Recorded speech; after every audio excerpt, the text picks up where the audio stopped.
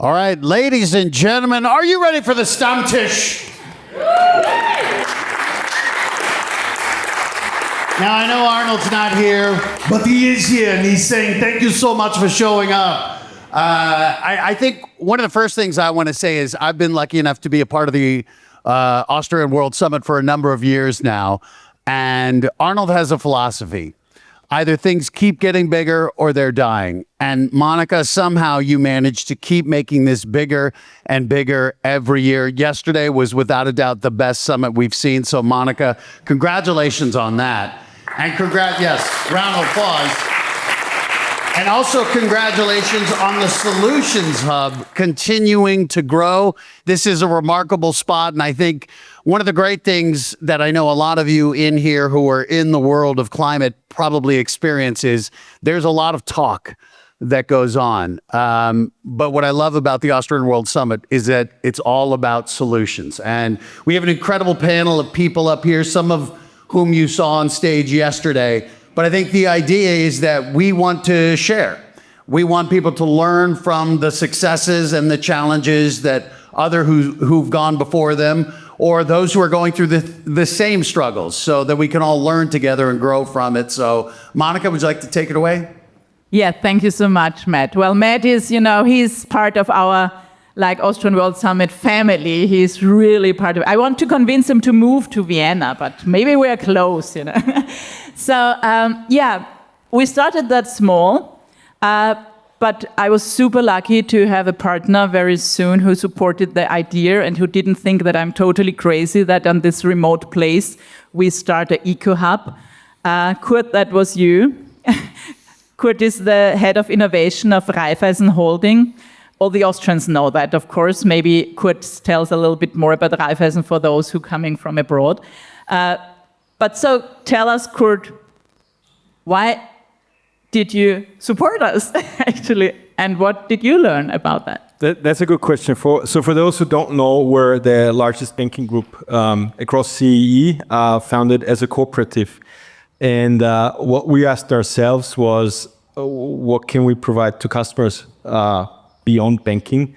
And renewable energy, green financing, etc., something that resonates very well. And we had the vision to say, how can I differentiate? How can I offer customers more? How can we offer energy solutions to bank customers, both private individuals, business customers?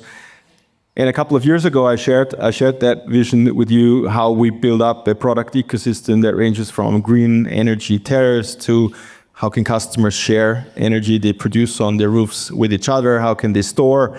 And how can they, if they have excess energy, give it back to society?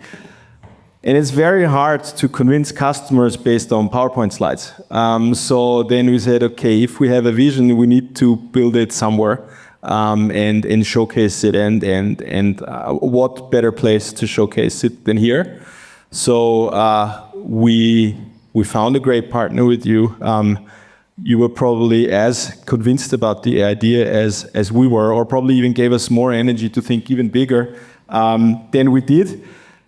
And then we built what you see here. And I think the basic idea that we had is to say, how can we provide green energy at fair prices to our bank customers, and so add more value to them, and let them produce energy, let them store it, let them share it, and even obviously help them with PV financing or storage financing. That was basically the idea.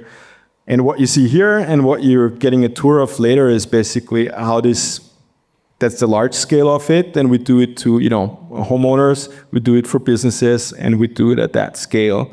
And we're super happy with how it's developed. We're super happy about the partnership that we have with you, as you keep challenging us nearly as often as Arnold Schwarzenegger challenges you. So we have to come up with new ideas every year, and we hope to continue on that path.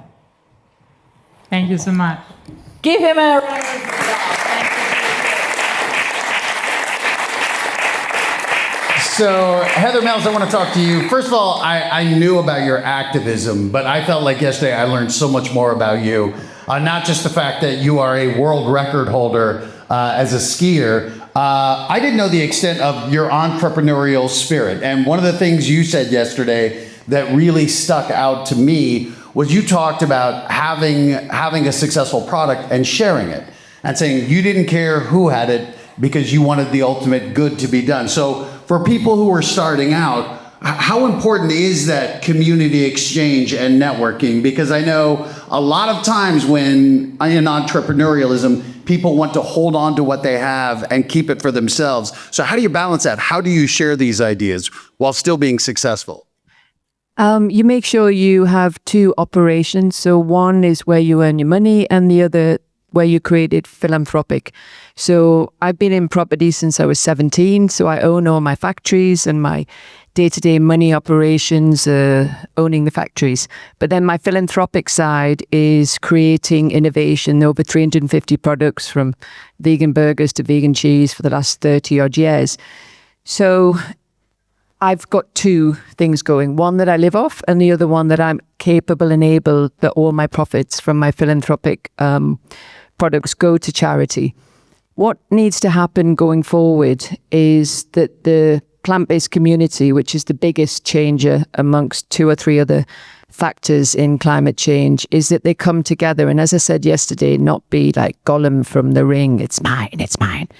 And by sharing this and licensing this IP, they can actually make a percentage from the license, but get people that have the power to distribute and into retail. So what we do is we'll order X amount of 100 tons of soya bean, for example, and then we siphon off 50 kilograms at a time because we get the best procurement price to help the small family businesses. And this needs to happen more on a corporate scale. So we work directly with farmers. We don't go through brokers.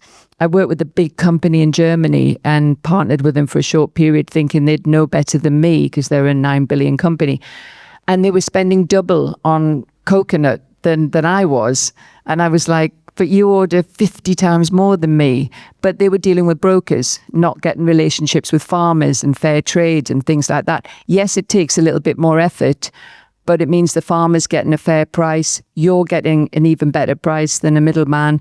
And you can share that with the whole plant-based community so they can make cost-effective, good margin, price competitive with the meat and dairy industry. So that's what we do. I just got a quick question for Mr. Raiffeisen. I've actually been a customer of Raiffeisen for 15 years. When I started ski racing here, I have a GmbH when we launched V-Bout's products initially into Hofer over here. And one of the questions I had was, I set up a system in the UK that it should be compulsory that every future house that is built has solar paneling on it. And that should be a legislative permit solution. The argument was always the cost efficiency of it. So what I wondered, if you're doing this yet, is that when you give finance mortgage to your customer who's going to buy a house and wants it to be more eco, but it's more expensive, have you set up a mortgage system where they just go an extra 5 years, but they can keep their price per month within the capability of their cost abilities, so that they're then incentivized and motivated to put solar systems on? So it's a longer period of a loan. And the short answer is yes. I think the longer answer is even regulators challenge us to get our green asset ratio to certain levels. So there are special products, actually loan products or home loan products that you have to have in order to get your overall green asset ratio where it should be to finance solar panels, finance storage, finance, sustainable building materials for housing, etc. So that there's a more or less legal requirement on the one hand. On the other hand, do banks add special incentives for that? Absolutely, yeah. Yesterday, our guest of honor after the Pope was Kamala Harris. And she said on stage that she loves Gen Z and that she thinks that, we all have, the older generation, sort of trouble with social media. And we do think there are dangers in it, but there are very good things also in it. And we are always so happy to invite those people who not only are able to work with that properly, but to do something for the good. And Maya, you are someone who is using that for a very good cause. So there are some young people still here from the musicians, and some heard you yesterday on stage. But again, these two aspects, working with healthy food, but promoting it via social media. And you're so young. So how did you achieve that? What were your challenges, and where is this leading you? Well, yeah, so I was 14, and I think social media is like a very, can be very powerful when it comes to promoting good choices, which are good for the planet, good for ourselves, good for the animals. So when I was 14, I went vegan, and I tried to show my family that vegan food can taste good, because, you know, I'm from a small town in Germany, and vegan food isn't that widely spread there. So I wanted to show and inspire others that even though you come from maybe a small place, you can have an impact. And I've never imagined that one day I will reach like millions of people online. That was surreal to me, because, you know, I'm from Saarland. It's 1 million people live there. And by now I have 4 million followers on Instagram, and that's 4 times Saarland. So that's still, quite huge to me. And of course, over the years, it's not always easy to build a reach, because nowadays there are so many people on social media, and as a person and as a brand, it's challenging to stand out. But I always believe that bringing value to the table, to social media, will eventually lead to success, because when you have something valuable to share, something that inspires people, that really helps people in their day-to-day life, it will pay off one day. And for me, it took like about 2 years until I really hit a point where things started to grow quite a lot. But until that point, you just have to have a mission and a clear why you're doing things. And I guess everyone who is here has a clear why and a clear goal to support our planet the best way possible. And I think it's just important to really stick with your mission and to do it in a positive way to inspire others. Well, I think we actually absolutely. And speaking of, as you said, sharing your story and sticking to your mission, I wanted to, first of all, Heather, great job for being here and putting him on the spot and making sure you got a good question in there about funding these environmental houses. But yesterday, if you recall, the Shove sisters, Karen and Alice, who have the Incador jewelry, talk about the recycling gold, they had a big wish. The big wish that they felt could take them to the next step was finding a connection to Red Bull Racing to try to make the Formula One trophy out of gold. And it just so happens someone on this panel knows people at Red Bull, Heather Mills, which I'm not surprised at all, but you've already said you're going to try to make that connection. So I just wanted to say how what we do here can make a difference in sharing these stories. Cecilia Havmüller. God, I practiced it too. I'm so sorry. We practiced it. Cecilia, you and your sister started Veganista, the ice cream over there. And I don't know if you've tried it. The orange sherbet is my favorite. But we were talking about this beforehand, how it took a long time to get through that. So what is it like doing that trial and error phase? How do you keep going, trying to develop something that is outside the beaten path when it probably takes a lot of times to get it right? Well, first of all, you need courage. You have an idea, you need courage to start something you have no clue about. We had no clue how to make vegan ice cream. We just thought that's missing in our lives. I'm vegan since 40 years, my sister almost 30 years. And we thought this is what we need, right? But we had no clue how to make it. So we announced that we will open a vegan ice cream shop. We had no clue how to do it. So we Googled and found a dairy-free ice cream course in America. In the cellar of a guy. My sister went there and she called me like every day and said, I'm throwing up, it's so disgusting. So she came home and said, this is not how we do it. We will not do it like this. So she tried for a year, and there were many errors. And after a year she managed, and then the success story began, because we had a shop in a very bad location, really bad. But we thought, 150 euros a day we will make. So great, we will survive. And then we opened and there was this line of people and we were sold out at 2:00 every day. And that was, of course, very, very hard for us. because that was our mistake. We didn't have a bigger machine. We didn't want to invest more money. But yeah, we changed that. After a week, we bought a bigger machine. And then, yeah, we knew immediately this will work. But, you know, we opened a second shop immediately and financed every shop out of the cash flow until COVID. But until then, it was possible. But we had so many problems. I mean, we ordered an e-scooper for delivering. The e-scooper was constantly out of power. We couldn't deliver. We ordered pallets of soya milk. They were standing in front of our shops and we didn't know how to bring them in. We ordered machines. The doors were too narrow. We couldn't bring in the machines. I mean, we made so many mistakes the last 14 years. So yeah, it was quite a journey, but you need courage to do it and you must choose your partners and you must, yeah. You must have a strong sense of mission. Courage. Yeah, the mission, of course, too, because we are vegan. So people always said you will never manage. Everyone told us you will not manage. So we didn't care. We managed. Thank you.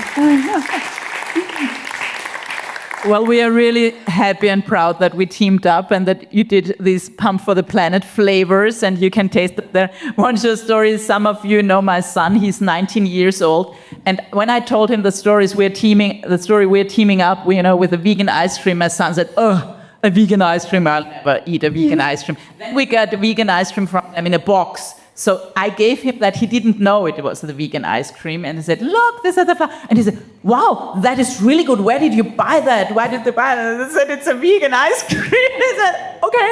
So, but many people doubted us at the beginning. Yeah. So really you should try, especially those who are suspicious.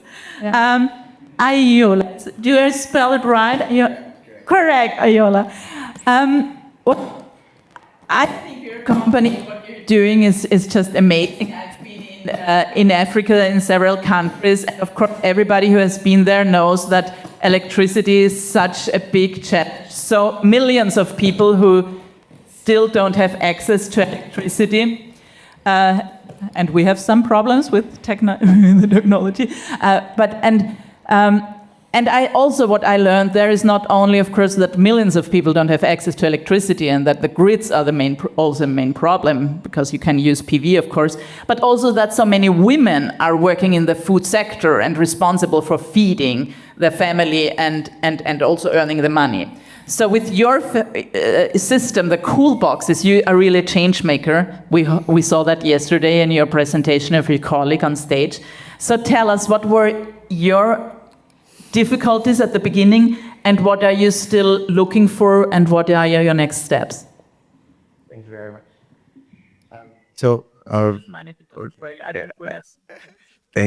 Thank you very much. So, pretty much, my parents gave me an hospital growing up, and not because it's abandoned, not because I was sick. And that hospital today houses the livelihoods or supports over 500 employees. We are currently in about 27 countries globally. And you're probably wondering, like she said, what kind of problem are we trying to solve? Over 600 million people lacks access to electricity, therefore lacking access to refrigeration. As compared to Europe and America, where you have 100% penetration in refrigeration, in sub-Saharan Africa, that number is only 17%. I repeat, 17%. So when you have 100 people, you have only 17 of them that have access to refrigeration. And that's what we take for granted over here. Every house has a refrigerator. So about 2.5 years ago, myself and the co-founder decided to use the sun and water that is extremely abundant in sub-Saharan Africa to create a solution. And that is solar power, which you did talk about. To date, thanks to that, we asked a very big question, because like she said, it's not cheap. You want to power thousands, millions of people with solar power, but then you're talking about the cost of the lithium-acid batteries, you're talking about the solar panels. So for the first time ever, Coolbox the company created a pay-as-you-go technology embedded in every refrigerator because, of course, of what good is a technology if no one can afford it? So thanks to this technology, these women are able to pay as low as $1 a day to have a refrigerator. Today, we've served over 15,000 businesses across the world, and we are currently here. I'm even surprised how you found us, because we just got a mail from Ada. I was asking Deborah, but how did they get to find about us? So we're really grateful. And one thing what we're currently doing in terms of making things different for these women is no one wants to give them a loan. I don't know how it works, but if you understand the peculiarity of these women, no one would want to give a woman their hands $1 a day a loan. So the good thing is the refrigerator in itself is a collateral.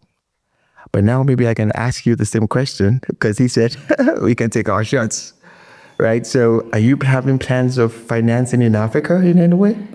If I may ask you the question, I should take my chance as well, right? So maybe it's something. Curt is very popular, I think, today. Or certainly not. No, for now. No, not for now. Exactly. So the risk is high. And we're talking about perishables. And that's one of the reasons why we think we're here today, because that's a big problem we're solving for those women. About 40% of food is wasted, and the livelihood is based on that refrigerator. If anything happens, we don't stand a chance of losing the woman. We don't stand a chance of losing the goods in the freezers. We stand a chance of losing the woman herself. And so if you ask me a question of one of the challenges we had mostly was people understanding the problem we're trying to solve. It's tough to explain to someone, I'm happy, as I'm shocked how you found us. It's tough to explain to an average European or American the kind of problem we're trying to solve in Sub-Saharan Africa, because they just don't understand it.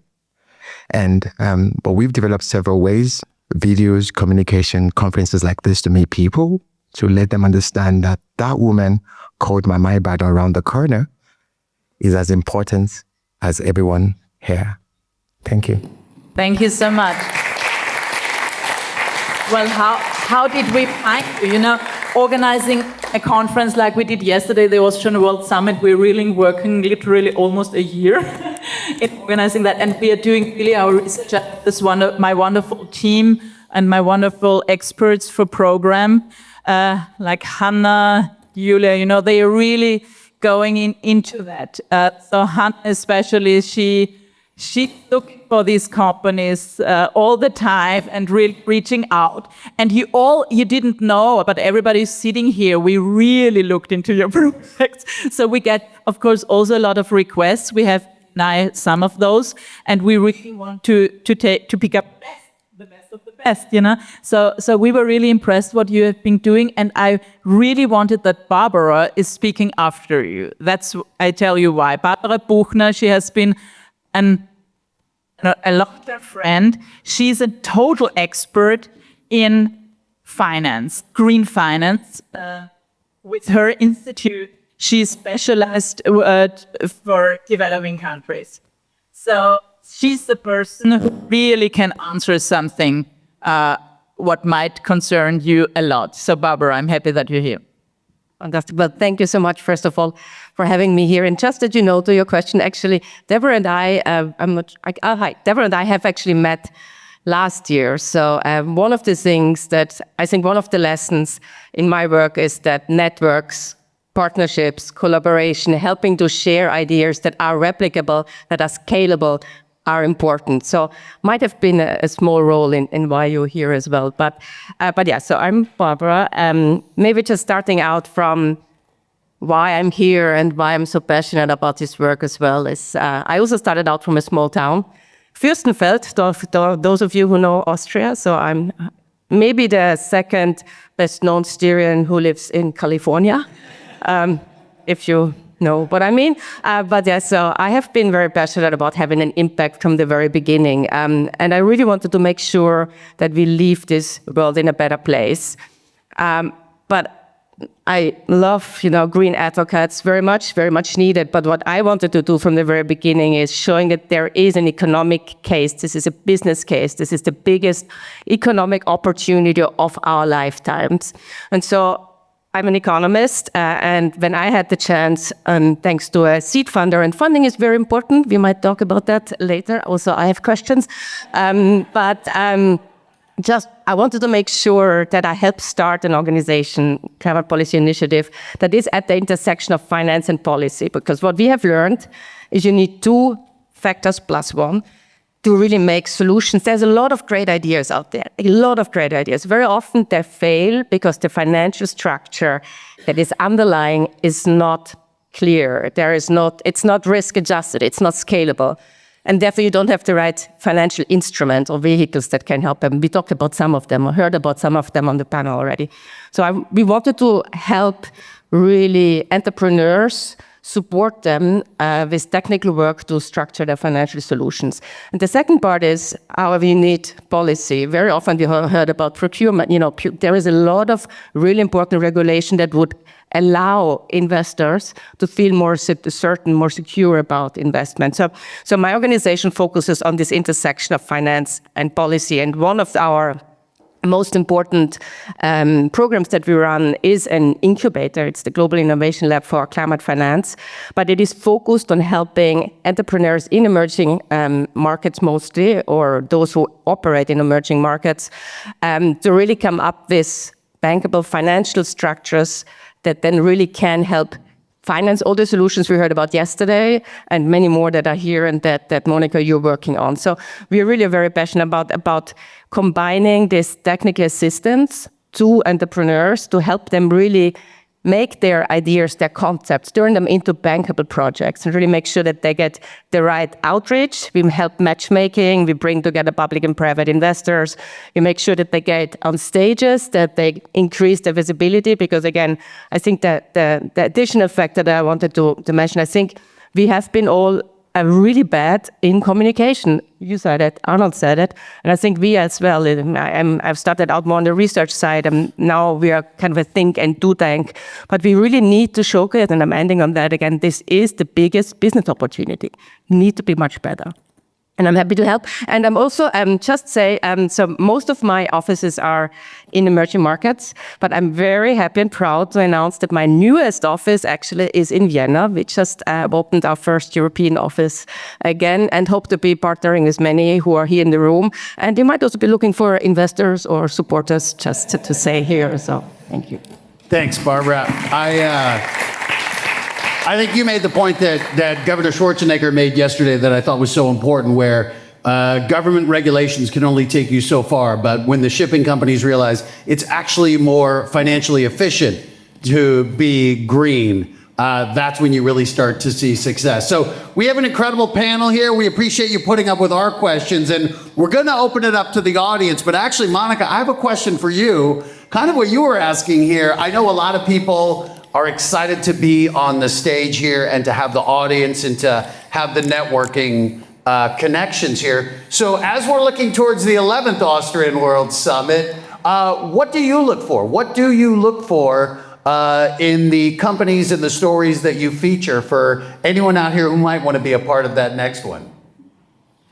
So you want me to start to prepare the 11th Austrian World Summit right now? Monika, it's happening, right? Well, we really want to see solutions which are already working and on the ground. So we're looking for partners, for companies. I don't know, we have a problem with all these microphones today, sorry. But those who, well, we always try to, first of all, find companies around the world. So not only Austrian, German, or European, but we very much look to Africa. Africa is just such a growing continent, and there are so smart people there, and there is so much talent, and I think we really want to highlight that.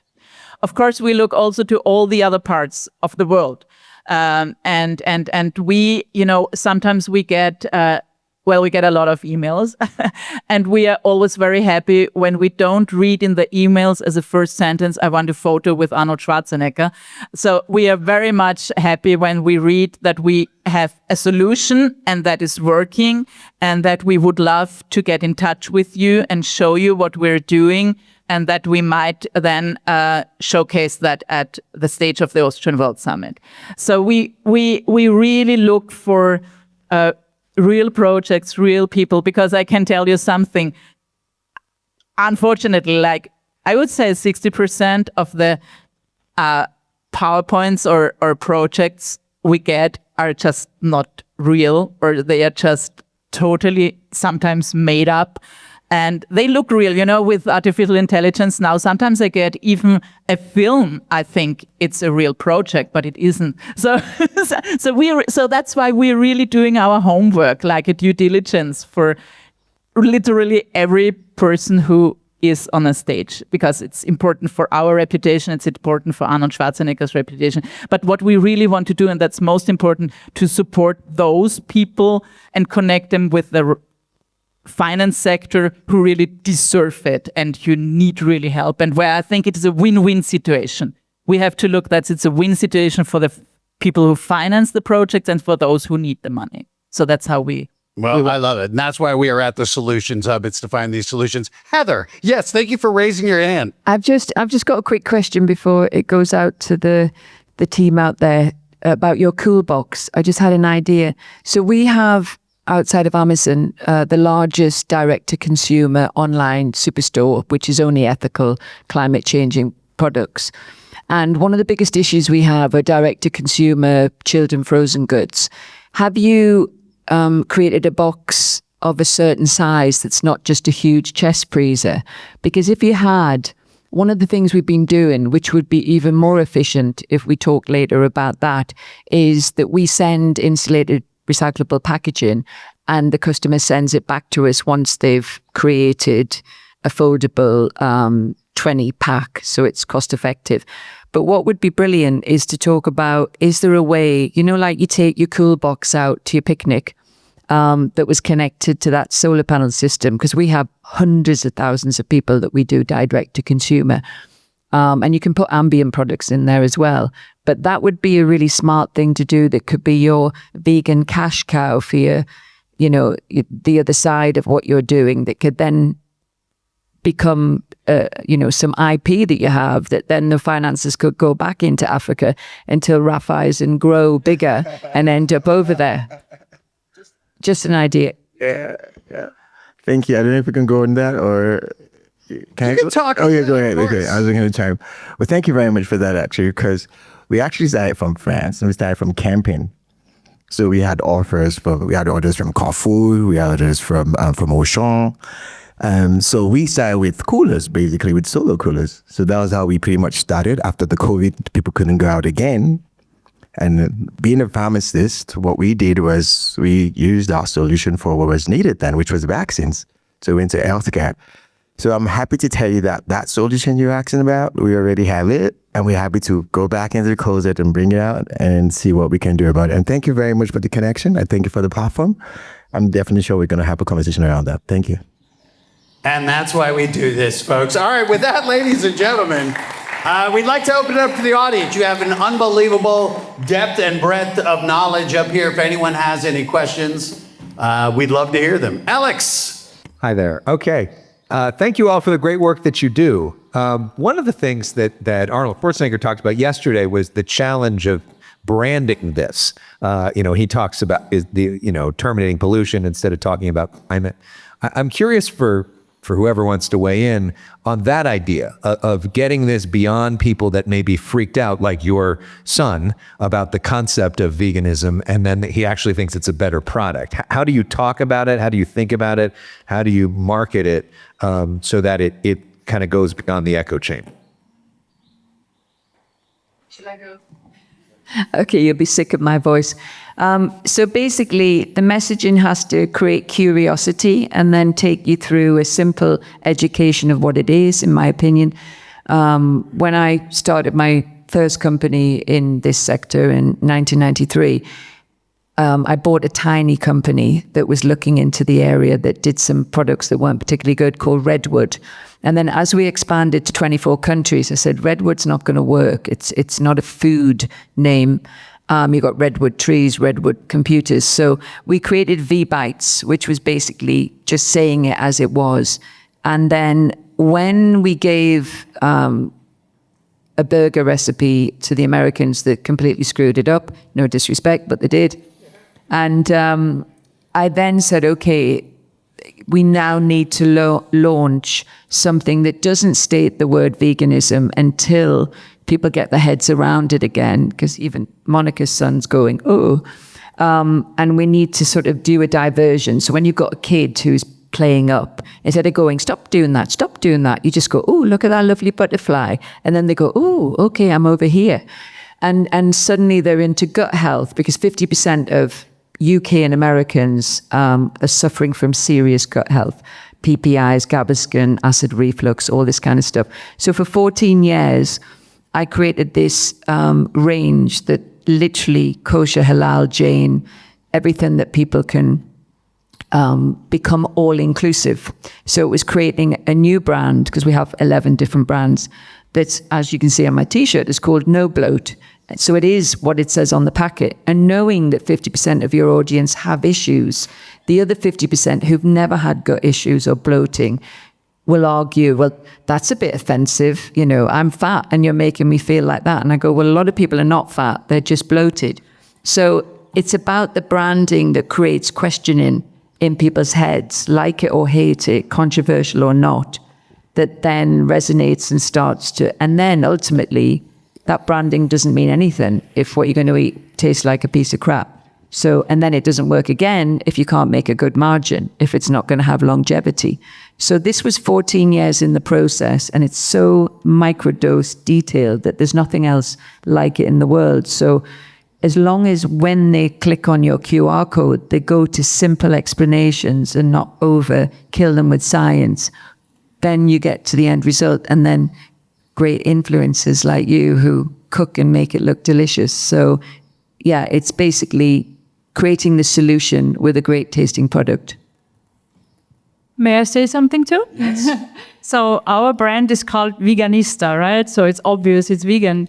Now we have 12 shops, 200 employees. No one cares anymore if it's in the name or not. People come to our shop and ask us, do you have vegan ice cream too? So if there are not many vegans in Austria or in the world. And we could not live from those few vegans, right? So everyone comes to us because we are showing it works without milk and without animal products. We just want to make the best product in the world. We don't, by accident it's vegan because we are vegans.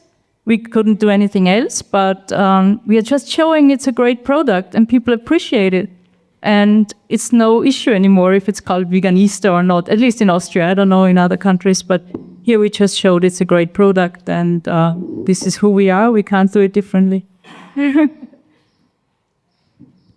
Maybe just adding on the broader narrative again, we have a brand which is more a think tank, so that's not, but I think what I really care about is what I said before.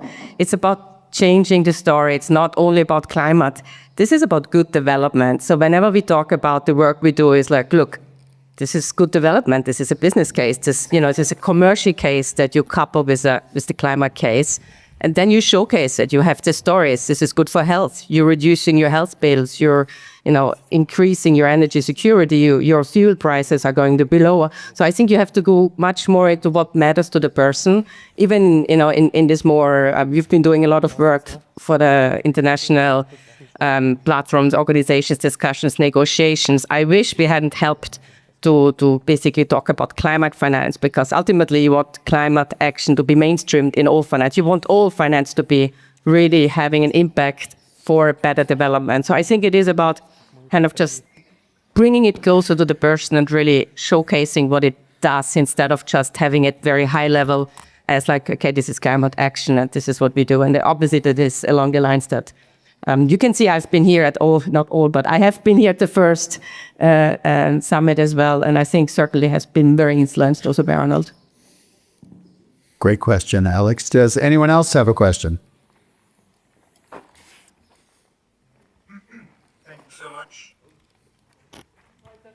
Oh, it is super, sorry. Yes, thank you so much. I'm Rune Christopher from Danish Plant-Based Diplomacy. Our colleague from the Farmers was yesterday on the stage. What I love about, I think Arnold has emphasized often, the need to build bridges between conservatives and liberals.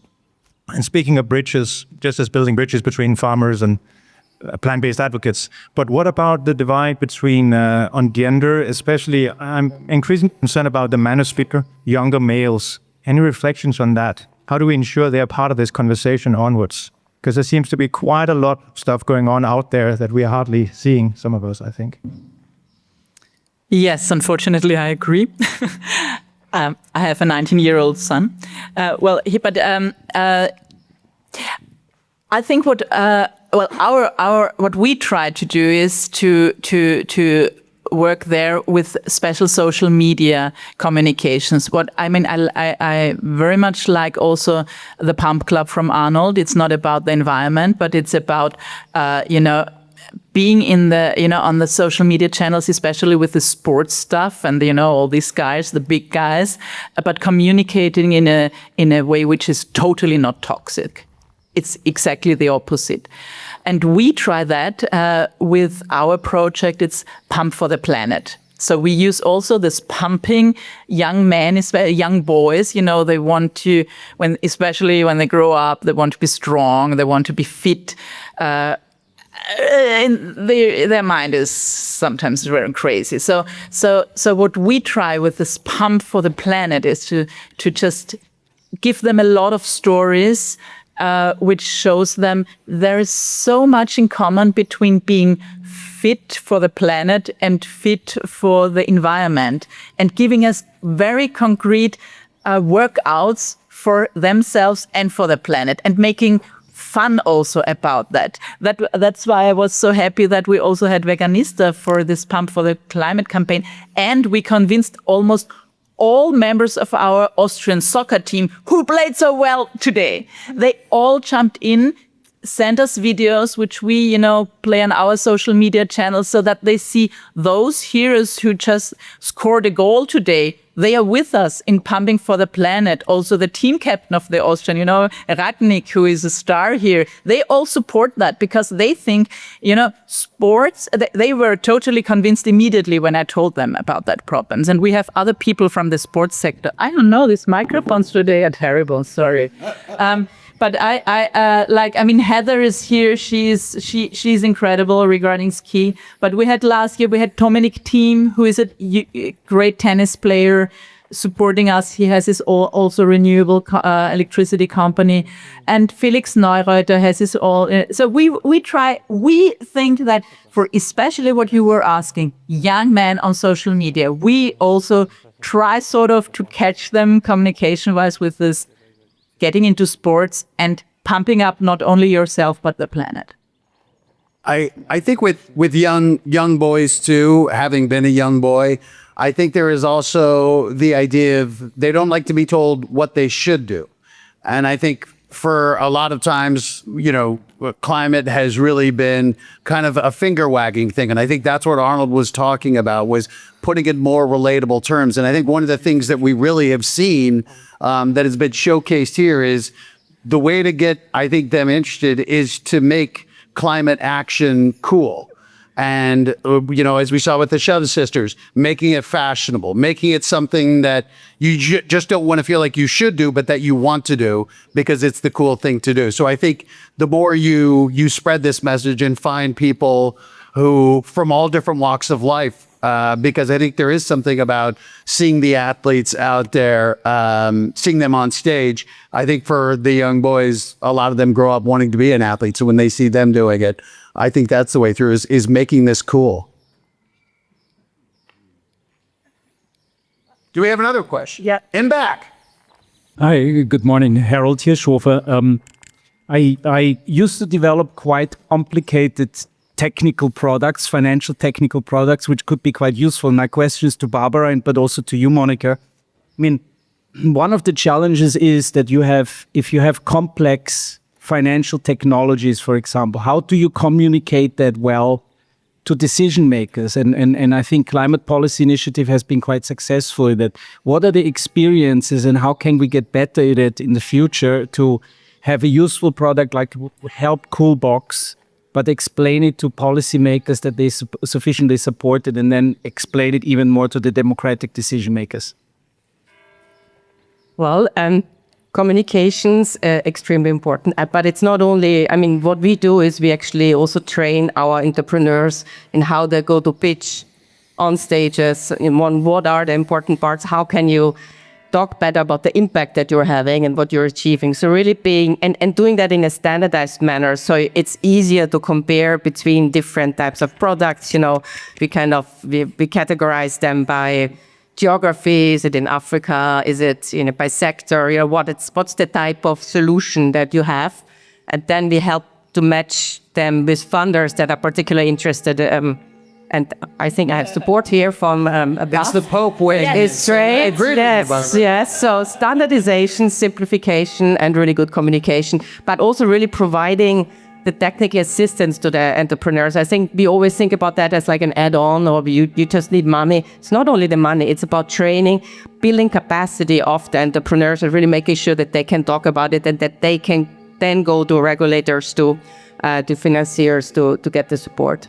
Well, I thought that was what was interesting yesterday in the afternoon was for some of the speakers, it was almost like if you've ever seen the show Shark Tank, or I think it's called Dragon's Den in London, and the idea of being able to go up and in 3 minutes make your pitch. Because I think a lot of people, when you're so passionate about something, you can get distracted. But I think really honing it down and saying, all right, what are the elements here? Financially, how does this make sense? But I think the way you get better at that is practicing. We are very lucky here not to hear cars, but we always hear, this sound and birds. So it will still last a little bit. So, but I won't stop talking. Harald, I don't know, decision makers. I think we need here to separate. Do you mean politicians or do you mean people from the finance sector? They are totally different. I've been in politics for 10 years and I can tell you something, and that I learned afterwards. No CEOs from big companies and small companies have a clue about politicians and politics. They always think this is rational. No. They always think they are making the decision based really now on factors, figures. No. The first thing is, and I can tell you that, there is mayor here and a member of the lower Austrian parliament, and I don't want to offend them because I know it's a hard and tough job. It's really, really a tough job. But in their mind, there is mainly, how get I re-elected? And so they think about strategies. What do I do the mayors more from really my communities, they see it immediately. But especially on the federal level, they think, how get I re-elected? And how much pays that project in my electorate in votes? Not if it's good maybe in 10 or 20 years because they are gone there. That is, for this place, I can tell you, did I have support from politicians on the federal side? No. Were they really interested from the lower Austria? No, I couldn't have done that. I had to convince the business side, and we are talking there more about fact and figures. So with politicians, that's what I try to tell so many people from the business sector. You must communicate differently. When you have a project which really works and where you can immediately see results also for them regarding electorate, then you can convince them. And then they are on with you. And if you have good role models, and of course we do have Arnold Schwarzenegger, which is wonderful, and we get maybe some PR and then photos. So you also have to think, how does it pay in for getting re-elected? Getting a good photo, getting a support, getting a whatever, that helps a lot. So that is, and this is nothing, I don't want to say that in a negative way and saying, oh, they are terrible. No, I think politicians are so important. And we all want to live in a democracy. So we need them. We need good politicians. And I would love to support all of them who are fighting for a democratic system, no matter if there's from the Social Democratic Party, Green Party, or Conservative, as Arnold. but you have to communicate. That's really very often I try to communicate to tell people from the business sector, you please just think about what they are facing. They are every day confronted with sometimes very aggressive people. They have to go into serious discussions regarding compliance, blah, blah, blah. So they have their own agenda. And it's so important to learn that this is a very special community. And very often they only, unfortunately, talk to each other, which doesn't help very much.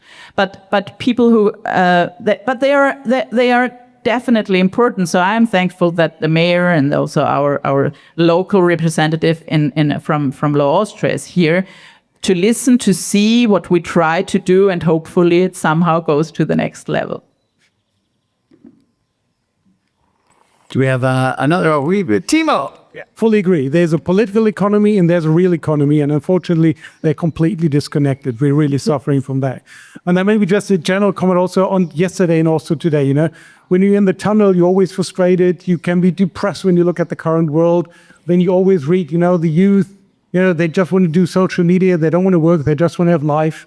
And it was so encouraging for me to see you guys here today, to see the youth yesterday. Also, that lady there from Colombia, mind-blowing. I mean, I have hope for the future. I really am very positive today, more positive than I was maybe 2 days ago.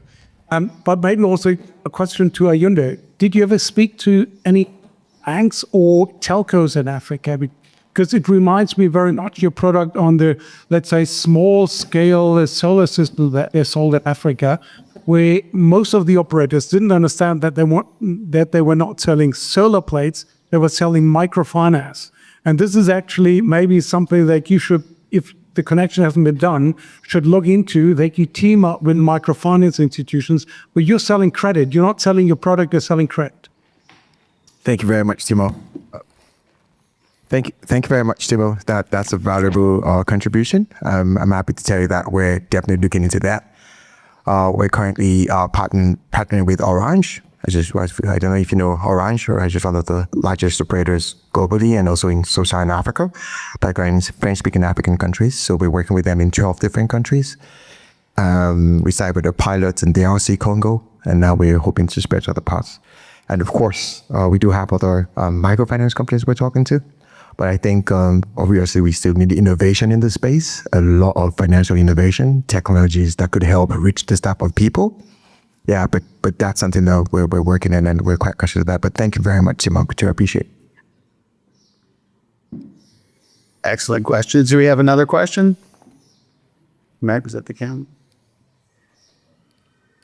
Well, Monika, it has been an excellent Stammtisch. Any final words here? Well, I wanted to have some final short words from our guests here. Just maybe really from all of you, and starting with Barbara and coming down here into my side, is what would you think, what would help us all most in that sector in these really next month and until we'll have to think about June 8, which is our next Austrian World Summit. But what would you wish from your perspective, from your side, what you need, what should be done, what can we also have a takeaway for us that we integrate in the program? But what would you think? What would you wish? Yeah, how many hours? No. Okay. If there's one thing I wished, I really wish that at the margins of the event, maybe at the expo, we have kind of a dedicated matchmaking space where we bring solutions, those who have money, like investors, could really highlight. And again, we do a lot of the pitches in our labs as well. We have a large portfolio and a really interested crowd. So I think what I wish is that we really build bridges and bridge the silos where many of these discussions are going on and bring them to the next Austrian World Summit. And I commit if I have to have. From my perspective, as there was a lot of talk about finance on this panel or in the last couple of minutes, I think there's a lot of dreamers out there, right? But there's very little doers. And I think, this bridge to finance, you need to bridge dreaming to doing, I think that's one. And we see a lot of potential companies that we finance both on the equity side, but also on the credit side. And what I do echo is what I would wish more for is it starts with a dream, and that's fair.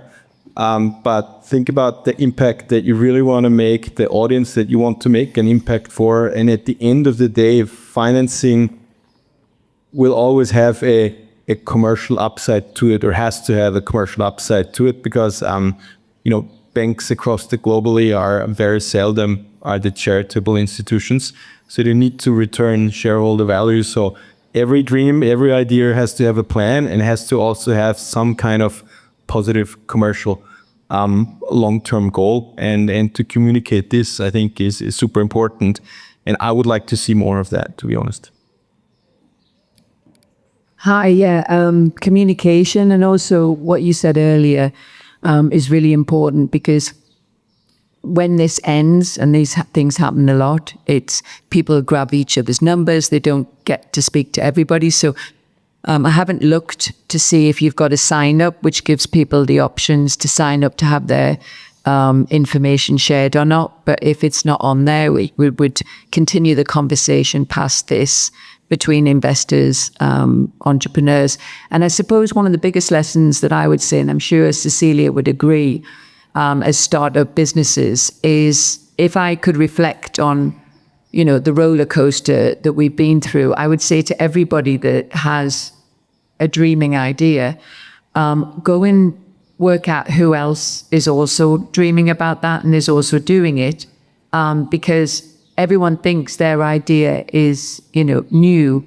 And actually, a lot of the time, there are other people doing it. It's a bit like when I created with the team the largest landmine clearing charity in the world. I saw all these little landmine clearing hubs around the world struggling, and they were competing for business between different countries. So I created this idea with the United Nations called Adopt a Minefield. And I said, okay, we are the octopus's head, octopuses being so smart. And then the tentacles with the different landmine clearing charities. So we would say, okay, Halo Trust, you do Vietnam, you do Cambodia, you do Afghanistan. Suddenly they had a huge business that they could utilize doing philanthropic work.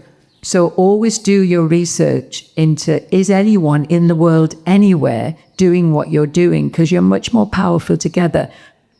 And when you do these things separately, and it's what I said to the 90% of vegan and plant-based businesses that have gone under, who didn't listen, sadly, because they, stayed in their, I've got innovation.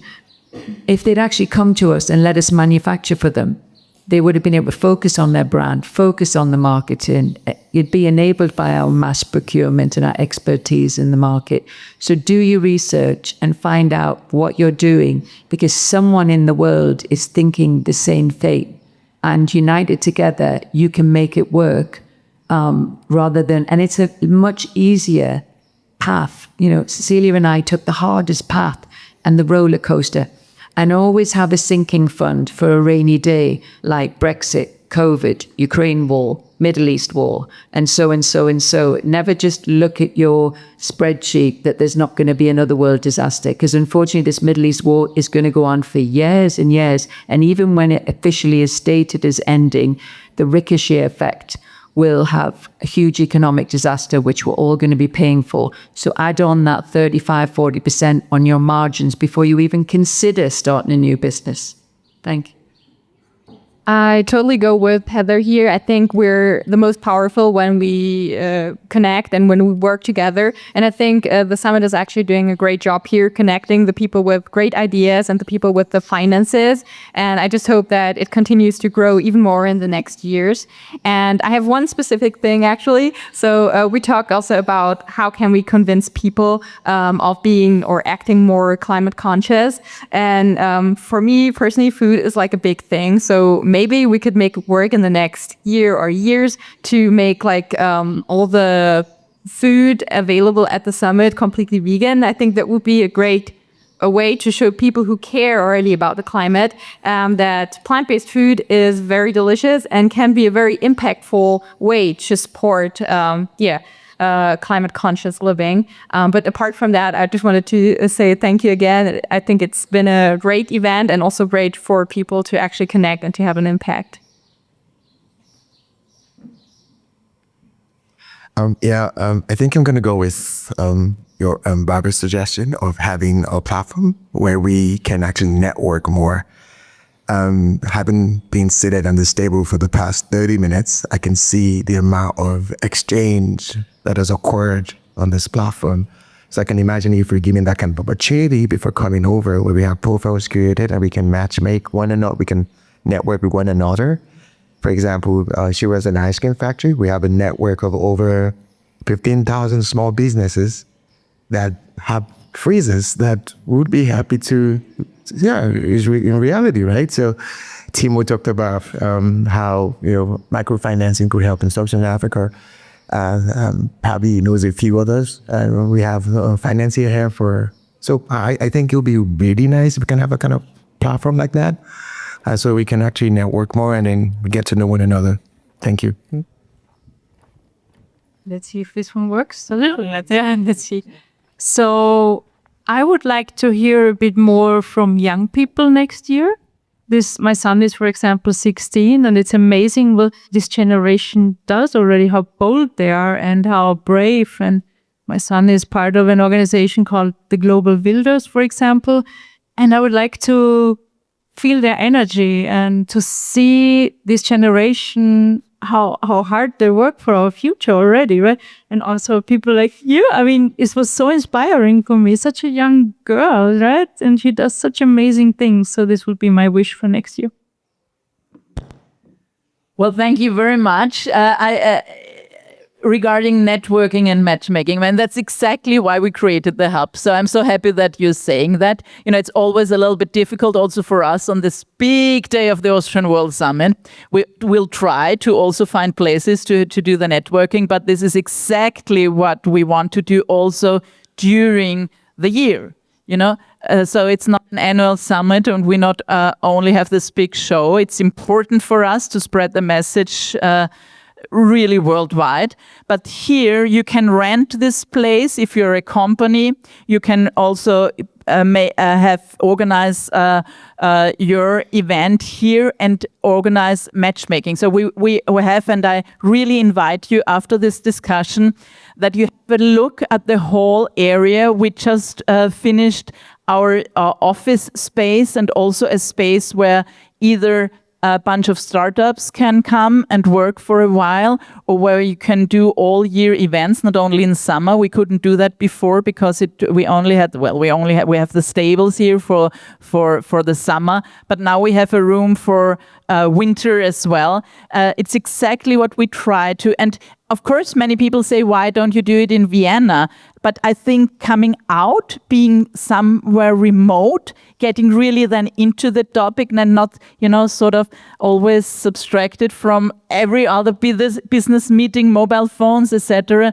That's also very, very important to calm down a little bit, to relax a little bit, because we are all always, so busy every day. I mean, we have been busy these last days and weeks, but it's also healthy for our brain and our body just to calm down and to relax and to find other people and ideas and then to share that. And that's exactly what we're talking about when we're talking about the future of the hub.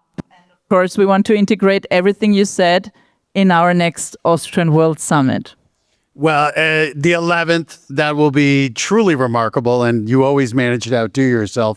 But Monika, you've been in this climate movement so long, and my question to you is, over a decade of these summits, building this solutions hub, what lesson do you think you learned that surprised you the most, that you wish you would have known 10 years ago when you were starting out with this summit? Is there some hard lesson you learned, something that surprised you about all of this, that it gives you a new way of looking at things? Well, maybe I was still surprised how important this consistency is also regarding that we have to communicate every year the same sentence. Sometimes I even can't listen to myself because I think I've said that 100 times. But still, then I get questions from people when I said that already, or I think 1,000 times I've said that, and they ask me exactly the question where I thought, okay, didn't I say that for the last 30 years now?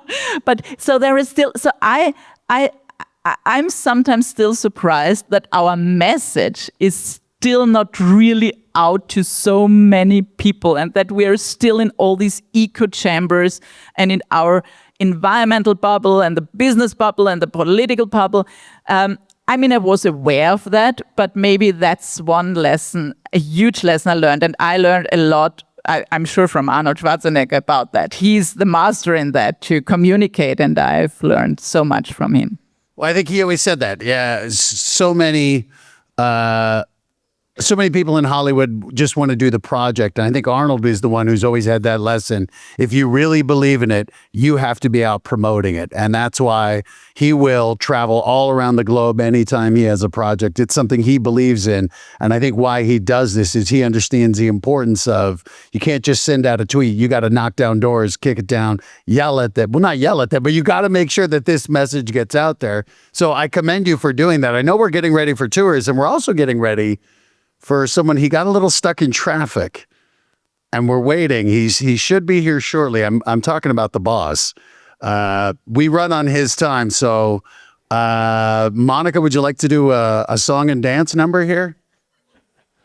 Do you want that everybody's leaving now? Or I mean, if I start singing, I'm sure everybody is just, I would wish that the church again, start with making their rumors. No, I don't know. You're definitely the better singer, and I know that you can entertain everybody. But I don't. I saw first a few minutes ago that he's so close. So I don't know. Should we just keep talking until he's here, or does he make jokes about it? I feel like we're monopolizing. We have some real experts on these topics here, and I know if there are any other questions, we're certainly open to them. Or what's next? What Heather? What's your next big move?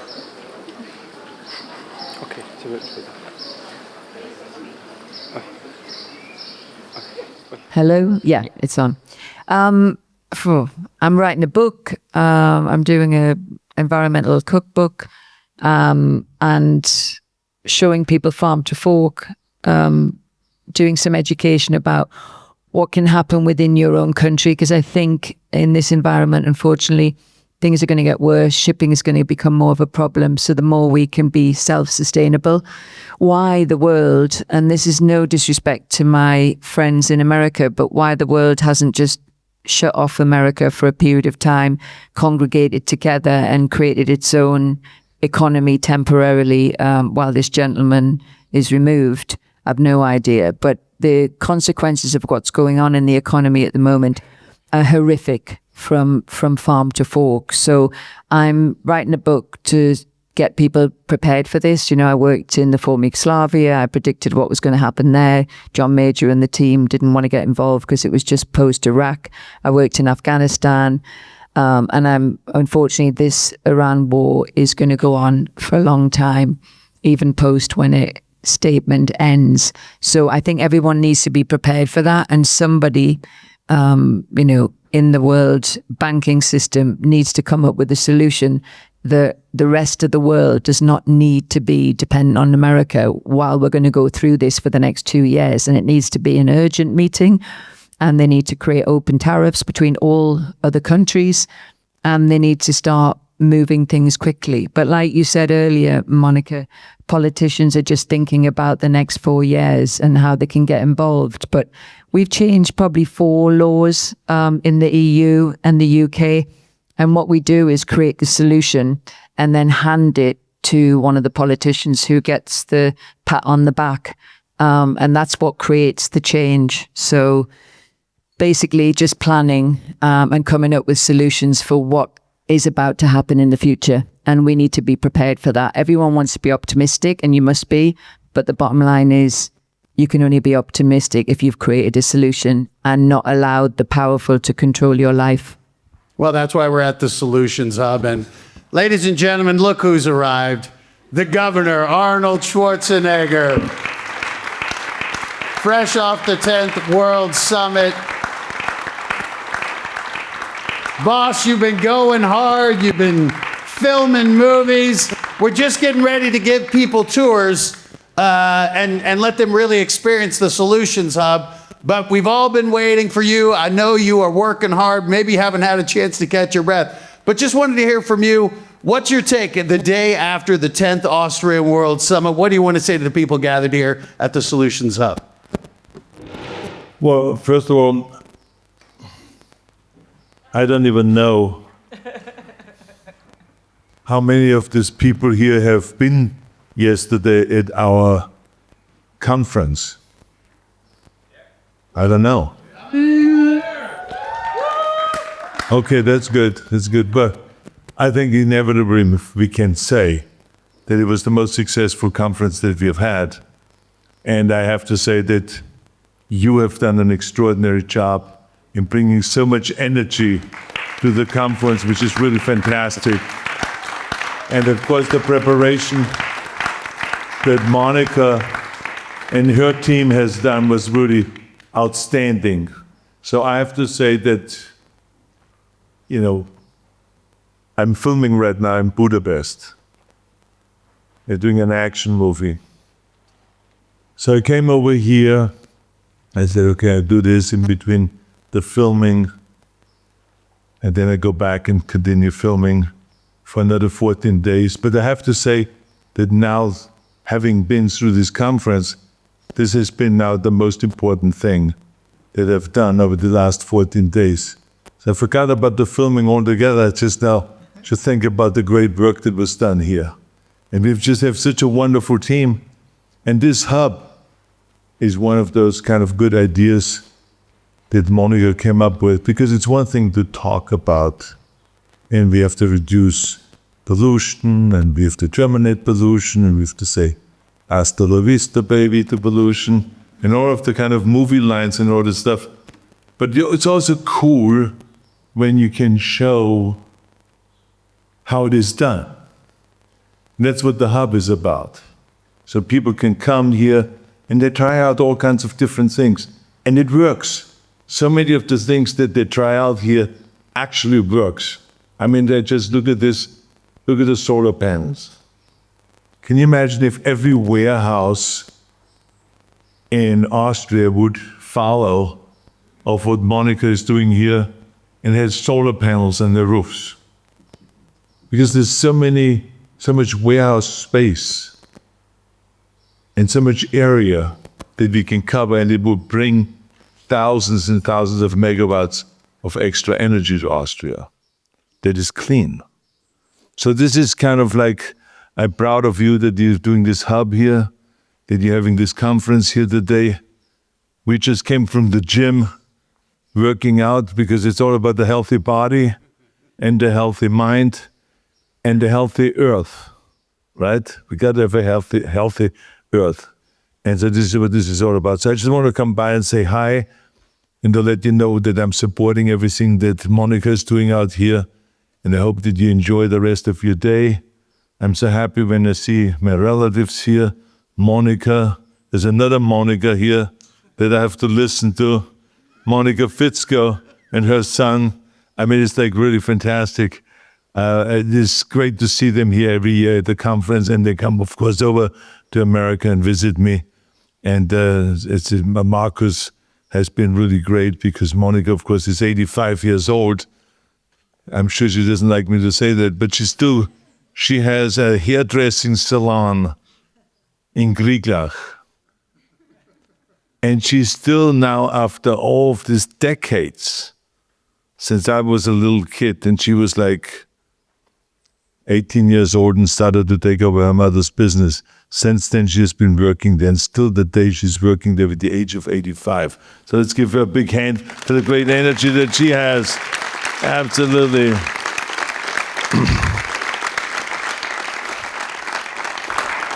And I'm going to go right from here to a Heurigen so that I show to my friends what real Austrian drinking and food is all about, right? So anyway, so have a good time, enjoy the rest of the day. Thank you, Icy, you did it again. Ladies and gentlemen, Arnold Schwarzenegger. And one more time for our incredible Stammtisch panel. We appreciate all of you.